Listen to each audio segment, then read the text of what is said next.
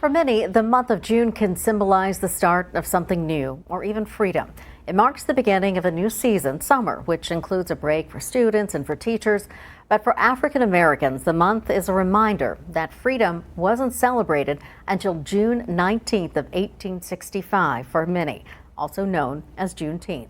ABC 15's Camille Gale traveled to a PD community created by a former slave just a year after being freed and brings us the story of Jamestown.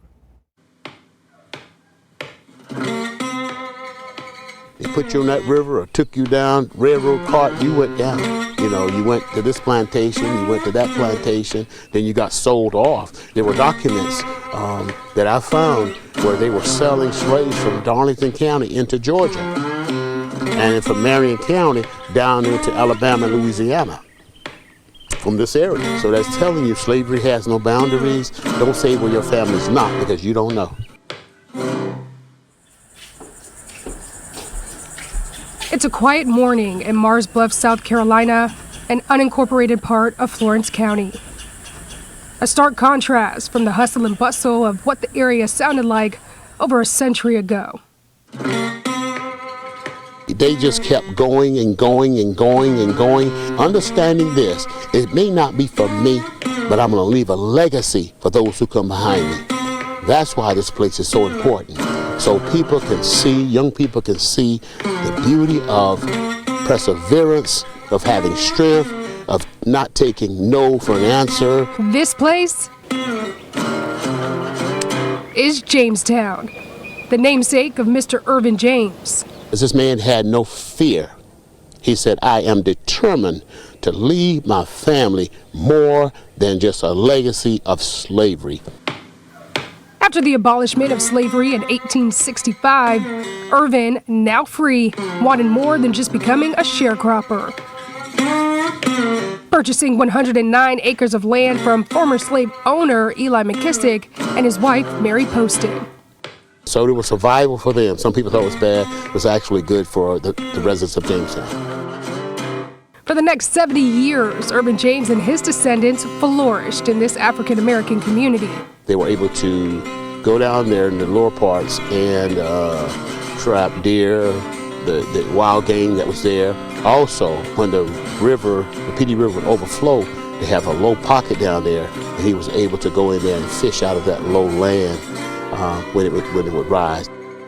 Hundreds of people lived and died on this settlement, doubling its size by 1940. Some buried in a cemetery created to preserve their ancestors, others standing here today, a living legacy.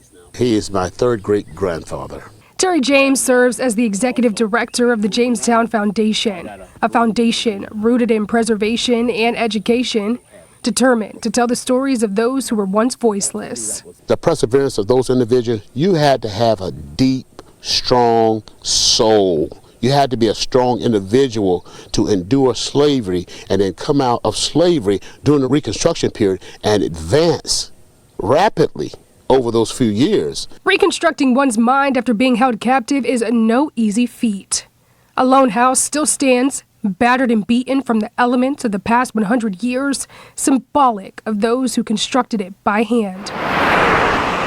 The home to one of Irvin's great-grandchildren still remains intact, while the historical marker, built to inform the world of the history that lies ahead, sits broken on the side of Old Marion Highway. God has allowed this thing to be for a reason, so it can be a beacon of light, sometimes in a dark world that we live in. James says both structures are in the process of being rebuilt, serving as reminders to never give up, even when you're run down. Wait a minute, if Irvin can do it during his time period, there's nothing for me. Although Irvin James was only alive to see freedom for just 7 years. The sad part is Irvin James passed away in 1872. We don't know. I haven't found any documents. Was it natural causes, or did he have some assistance in his death? The legacy of this now 246 acres of land lives on through annual family reunions. In Jamestown. There's nothing like Jamestown here in the PD, Florence, South Carolina. There's nothing like this place here. Camille Gale, ABC 15 News.